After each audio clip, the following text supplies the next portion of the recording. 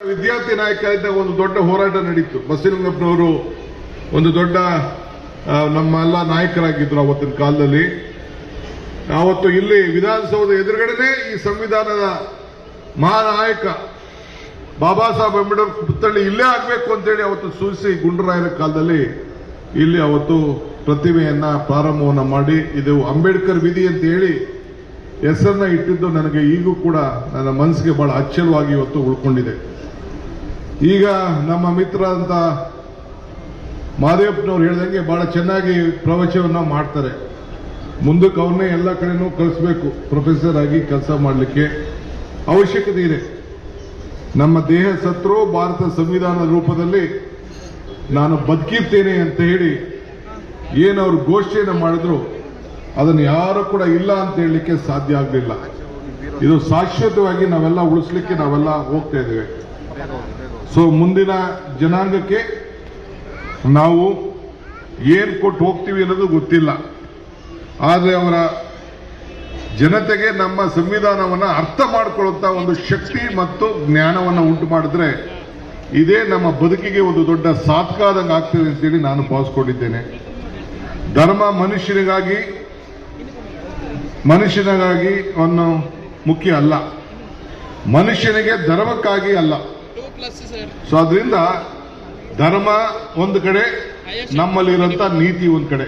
ನಾವು ಎಲ್ಲರೂ ಕೂಡ ಏನೇ ಇದ್ರೂ ಕೂಡ ಆಚರಣೆಯಲ್ಲಿ ಈ ಸಂವಿಧಾನದ ಆಚರಣೆಗೆ ರಕ್ಷಣೆಗೆ ನಾವೆಲ್ಲ ಈ ಸಂದರ್ಭದಲ್ಲಿ ನಾವು ಬದ್ಧತೆ ಆಗಬೇಕಾಗ್ತದೆ. ಇವತ್ತು ಅನೇಕ ವಿಚಾರಗಳನ್ನ ಚರ್ಚೆ ಮಾಡಿಕೊಂಡ್ರೆ ಗಂಟೆಗಟ್ಟಲೆ ನಾನು ಮಾತಾಡಕ್ಕೆ ಹೋಗುವುದಿಲ್ಲ. ಇಡೀ ನಮ್ಮ ಸರ್ಕಾರ ಅಂಬೇಡ್ಕರ್ ಅವರ ವಿಚಾರಧಾರೆಗಳಿಗೆ, ಅಂಬೇಡ್ಕರ್ ಅವರ ಹಾಕೊಟ್ಟಂತಕ್ಕೆಲ್ಲದಕ್ಕೂ ಕೂಡ ರಕ್ಷಣೆಯನ್ನು ಮಾಡಿಕೊಂಡು ನಾವು ಬಂದಿದ್ದೇವೆ.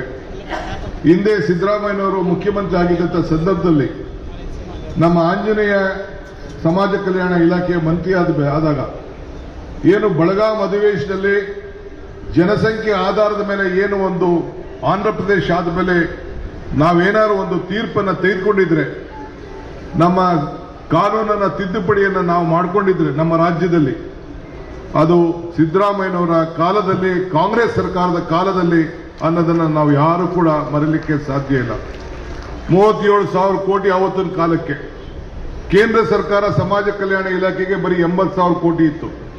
ಅಂದ್ರೆ ನಾವು ಬಹಳ ಮುಂದಿನಲ್ಲಿ ನಾವು ಇದ್ದೇವೆ. ಬೇಕಾದಷ್ಟು ಜನ ತರ್ಕ ಚರ್ಚೆ ಮಾಡ್ತಾ ಇದ್ದಾರೆ. ಅವ್ರ ಕಾಲಗಳಲ್ಲಿ ಬಿಜೆಪಿಯವ್ರ ಕಾಲ ಆಗಲಿ ಇನ್ನೊಂದು ಕಾಲದಲ್ಲಿ ಅವ್ರ ಕೈಯಲ್ಲಿ ಬರೀ ಖಾಲಿ ಮಾತು, ಬರೀ ಲಿಪ್ ಸಿಂಪತಿ, ಆ ಜನರ ಬದುಕಿಗೆ ಏನು ಮಾಡಲಿಲ್ಲ. ಈ ಟ್ರೈಬಲ್ ಆಕ್ಟ್ಗೆ, ಟ್ರೈಬಲ್ಗೆ ನಮ್ಮ ಪಕ್ಷ ಕೇಂದ್ರದಲ್ಲಿ ಮನಮೋಹನ್ ಸಿಂಗ್ ಅವರ ಕಾಲದಲ್ಲಿ ಎಲ್ಲರೂ ಕೂಡ ರೈತರಿಗೆ ರಕ್ಷಣೆ ಕೊಡಬೇಕು ಅಂತೇಳಿ ಕಾನೂನು ತೆಗೆದುಕೊಂಡು ಬಂದ್ರೆ, ಆ ಬಿಜೆಪಿ ಸರ್ಕಾರದ ಅವಧಿಯಲ್ಲಿ ಒಬ್ಬನಿಗೂ ಕೂಡ 1 ಎಕರೆ ಕೊಡ್ಲಿಕ್ಕೆ ಮುಂದೆ ಬರಲಿಲ್ಲ.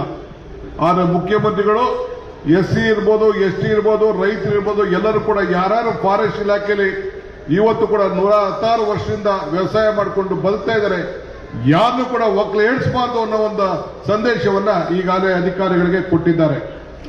ಹಿಂಗೆ ನಮ್ಮ ಸರ್ಕಾರ ಬದ್ಧವಾಗಿದೆ. ಸಮಾಜಕ್ಕೆ ಯಾರು ತುಳಿತಕ್ಕೆ ಒಳಗಾಗಿದ್ದವರು, ನಾನು ಆಗಾಗ ಒಂದು ಮಾತು ಹೇಳ್ತಾ ಇರ್ತೇನೆ, ಈ ದೇಶದಲ್ಲಿ ಬೇಕಾದಷ್ಟು ಜನ ಗುರು ಹಿರಿಯರಿದ್ದಾರೆ, ಧರ್ಮಪೀಠದ ನಾಯಕರುಗಳಿದ್ದಾರೆ, ರಾಮ, ದೇವರು, ಆಂಜನೇಯ ಎಲ್ಲ ನಾವು ಪೂಜೆಯನ್ನು ನಾವು ಮಾಡ್ತೇವೆ. ಅದು ಇಡೀ ದೇಶದ ಉದ್ದಗಲಕ್ಕೂ ಕೂಡ ಬಾಬಾ ಸಾಹೇಬ್ ಅಂಬೇಡ್ಕರ್ ಇರುವಂತಹ ಪುತ್ಥಳಿ ಇಡೀ ಪ್ರಪಂಚದಲ್ಲಿ ಯಾವ ದೇಶದಲ್ಲೂ ಇಲ್ಲ ಅನ್ನೋದು ಹೇಳಲಿಕ್ಕೆ ನನಗೆ ಬಹಳ ಸಂತೋಷ ಆಗ್ತದೆ.